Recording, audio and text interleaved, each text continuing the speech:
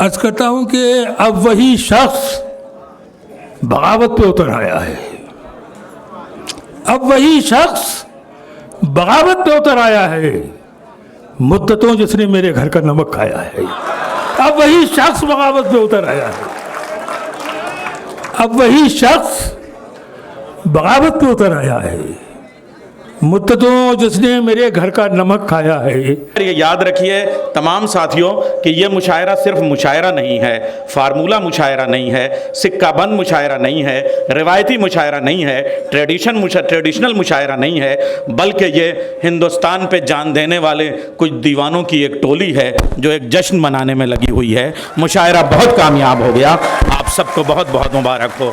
मैं अपनी निज़ामत के माइक से यहाँ तक इसलिए आया कि जिनसे मिलकर ज़िंदगी से इश्क हो जाए वो लोग आपने शायद न देखे हों, मगर ऐसे भी हैं। सदारत कहते किसे हैं, इसकी अमली तस्वीर आज के इस कैमरे में मंजरनामे में देखी होगी। अभी 5 मिनट पहले 10 मिनट पहले जनाब सदर ने निज़ामत को अपने अख्तियार के साथ अपने पहलू में बुलाया और मुझको हुक्म दिया कि सदारत कबूल कर लेना।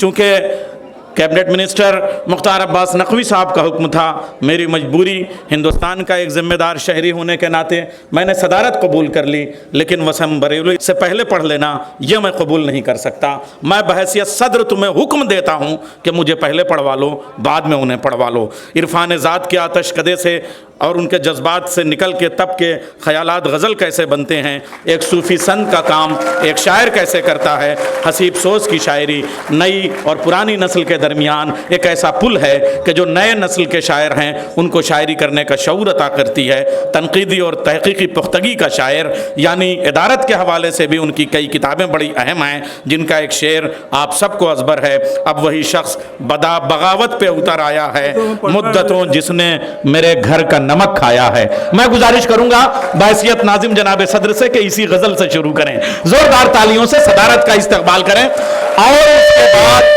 ये मुशायरा हवाले हो जाएगा प्रोफेसर वसीम बरेलवी के, और वो जब तक चाहेंगे कलाम पेश करेंगे। जी हज़रात, मैं ममनून हूँ मेरे मौसिन मोहतरम मुख्तार अब्बास नकवी साहब का कि उन्होंने मुझे हकीर फ़कीर के लिए जो हुक्म दिया वो मैंने मंजूर भी किया।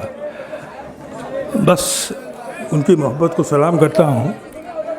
अब मैं शेर पढ़ना चाहता हूँ मगर ये हंगामा हो रहा है। खैर जी, मतलब मुलाज़ा कीजिए अनजान साहब, कुछ कड़वे कसीले शेर हाजिर करता हूँ। अर्ज़ करता हूँ कि अब वही शख्स बगावत पे उतर आया है। अब वही शख्स बगावत पे उतर आया है, मुद्दतों जिसने मेरे घर का नमक खाया है। अब वही शख्स बगावत पे उतर आया है। अब वही शख्स बगावत पे उतर आया है, मुद्दतों जिसने मेरे घर का नमक खाया है। और शेर हाजिर करता हूँ सर, मुलाज़ा कीजिए कि टूटे पिंजरे में भी मैं कैद रहा हूँ बरसों। टूटे पिंजरे में भी मैं कैद रहा हूँ बरसों, मेरे पर काट के सयाद भी पछताया है। टूटे पिंजरे में भी मैं कैद रहा हूँ बरसों। टूटे पिंजरे में भी मैं कैद रहा हूँ बरसों, मेरे पर काट के सयाद भी पछताया है।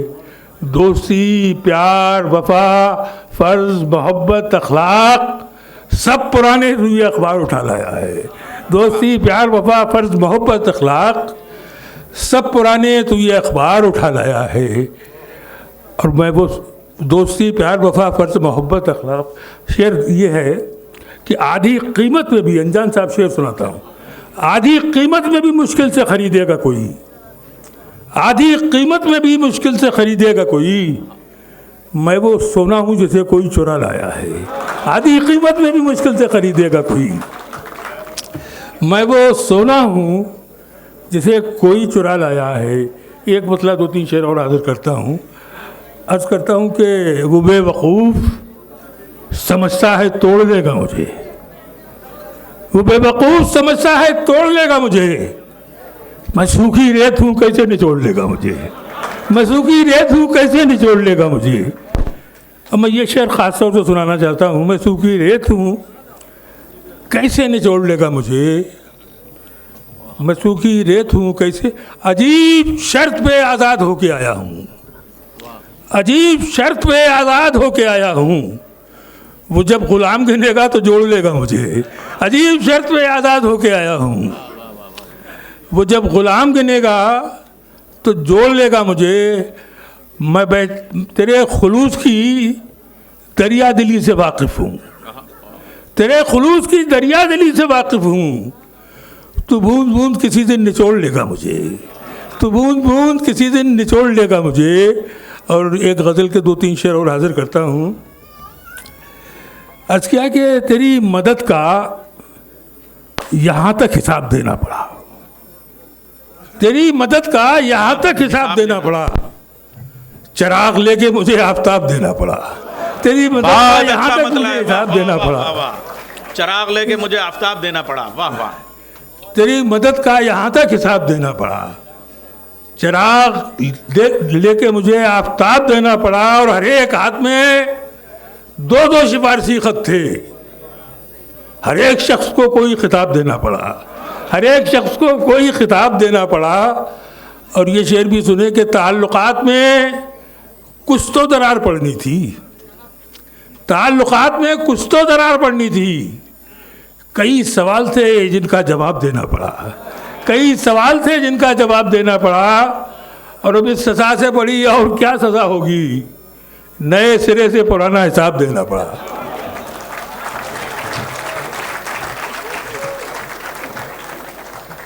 जिंदाबाद जनाब सदर। उर्दू शायरी का एक ऐसा ज़िम्मेदार शख्स, ऐसी शख्सियत कि जिसने वक्त के अंदर जितना वक्त दूसरों को दिया उससे कम वक्त में उसने अपनी बात मुकम्मल कर दी।